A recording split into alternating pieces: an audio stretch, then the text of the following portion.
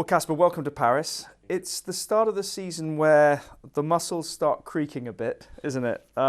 Especially deep into tournaments. How are you feeling after, well, Stockholm, a great run there, but also, the most recent tournament? Yeah, I mean it's last push, as we all kind of know, and been in this situation in the past. It's nothing new, but it's sure, it's quite tough. We're all kind of hanging on to whatever we have left. I'm gonna try to be ready. I had a good couple of weeks, honestly, before I had a little bit of a pain in my ankle that was a bit too much towards the end of Basel. But I had some days off. They're not that many, but just took a few days completely off and hopefully heal and do what I can to be ready for my match here in Paris and try to finish the season in a good way and to play some good tennis before it's all over.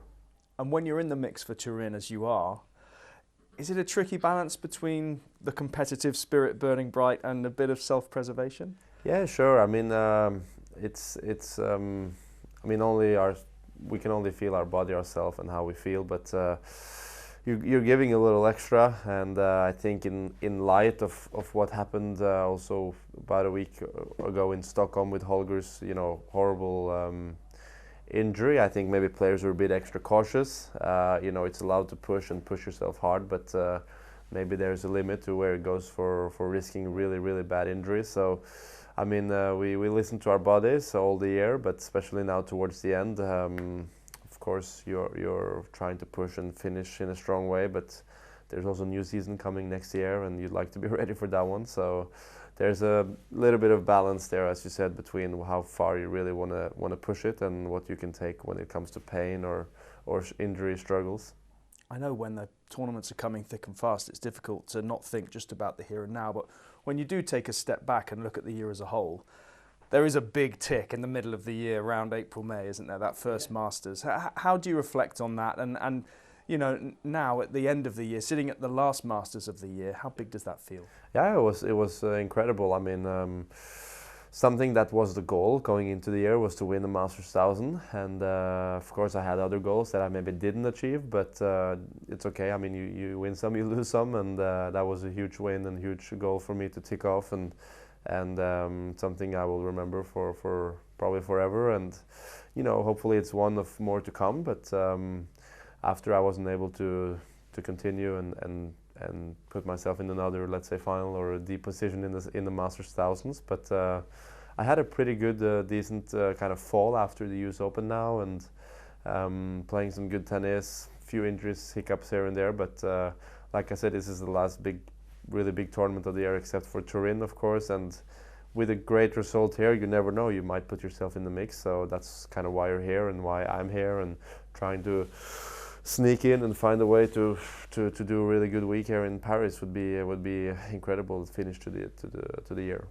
Just finally, one of 5 new Masters champions this year, which when you look at the dominance that Carlos and Yannick are having in the slams at the moment, that's surprising.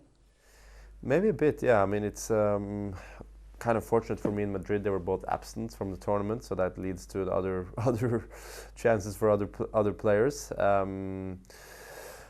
But I said years ago when the kind of area of the big three were kind of toning down a bit, and they all unfortunately kind of retired one by one. Of course, we still have Novak, but that it might lead to other chances for other players, more chances for other players. And then, of course, you've had Yannick and Carlos dominating the slams the last 2-3 years. But Masters 1000, as you said, have shown 5 new first-time champions.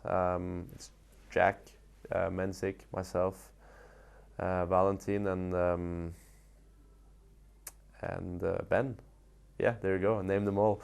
So it's really cool, and I think, the 2 guys at the top, they don't seem human every day, but they are. I mean, there are other players that can beat them as well, but in the best of 5 sets it's tougher, and they have shown dominance. But next year it's a new year, and I think a lot of players, including myself, are hungry to try to challenge them at least a bit more in the slams.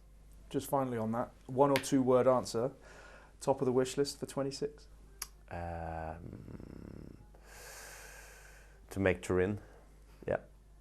Great. Good luck with that this year. Yeah, thanks.